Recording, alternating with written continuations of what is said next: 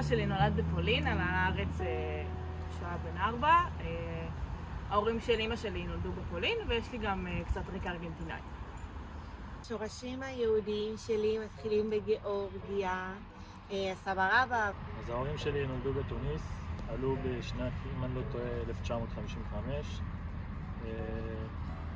סבא וסבתא שלי מצד אבא בעצם עלו מסלובקיה אחרי מלחמת העולם השנייה, ומצד אמא שלי היא מגיעה מתוניס ומצרים עם שורשים איטלקים, מיקס ככה מטורף.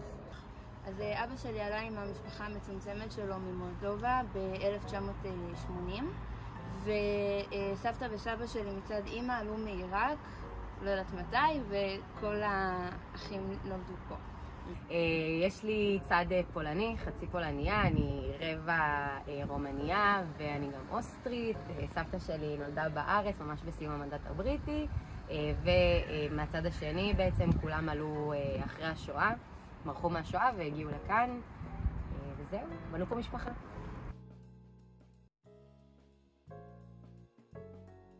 אני חושבת שקובה אורז, לגמרי. משפחתי שלה.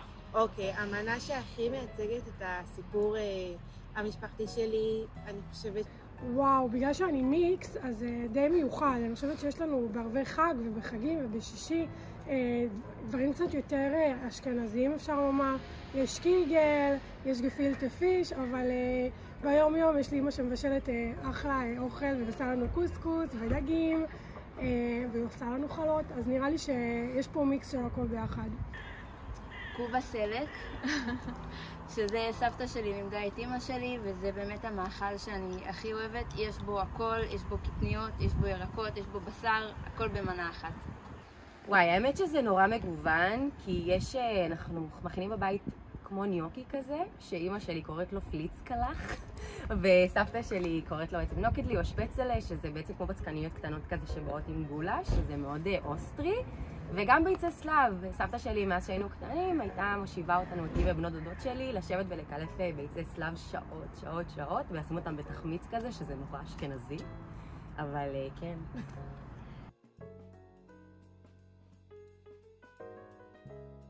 אני חושבת שמרק עוף. זה לגמרי כאילו מאגד את הכל, ותמיד כשמישהו חולה, אז כזה כמו שלי מכינה, וזה מבריא את כולם. כי יש אותו, זה כאילו גם פתחון. סביח. הכי יהודי, וואי, זו שאלה מטורפת. המאכל הכי יהודי נראה לי קיגל או גפילטה פיש, סורי, אין יותר יהודי מזה.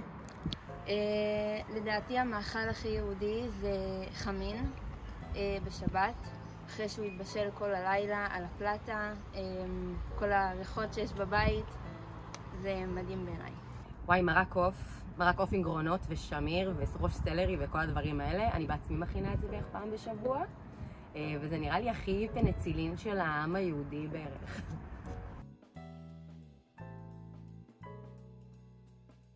וואו, למדתי מלא דברים. אני חושבת שהדבר המרכזי שלמדתי זה בעצם שהיא קהילה מאוד מאוד גדולה, שפילדלפיה היא דווקא עיר אחת, היא מאוד כאילו, היא מטרופולין בעצם, וזה מאוד חשוב לחזק את הקשר איתם. מתכון המקורי, ועשו לו איזושהי קהילה מאוד מחוברת, מחבקת את העם הישראלי, היהודי, תומכת בנו. נהניתי מהכל, נהניתי מהחברים, נהניתי מהתוכן. לדעת שלהיות יהודי בתפוצות זה חתיכת דבר מטורף, גם בגלל כל הגזענות שקורית, וגם בכלל כי זה סופר מיוחד, וצריך כל הזמן למצוא את עצמך ואת היהדות שבך בתפוצות, וזה לא דבר פשוט, זה מה שגיליתי בזכות תוכנית. כדי להיות יהודי, בארצות הברית לפחות, אז צריך לשלם, וכדי להיכנס לבית כנסת, מה שפה הוא ממש מובן מאליו, גם צריך כאילו שיהיה לך כסף כדי להשתתף בדבר כזה.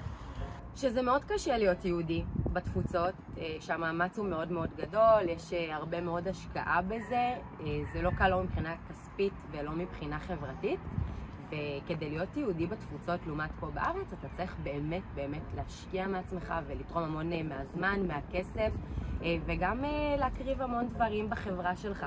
אז אני חושבת שזה מאוד מיוחד, האנשים שכן בוחרים לעשות את זה ולהיות חלק מזה ולהשקיע בקהילתיות שלהם.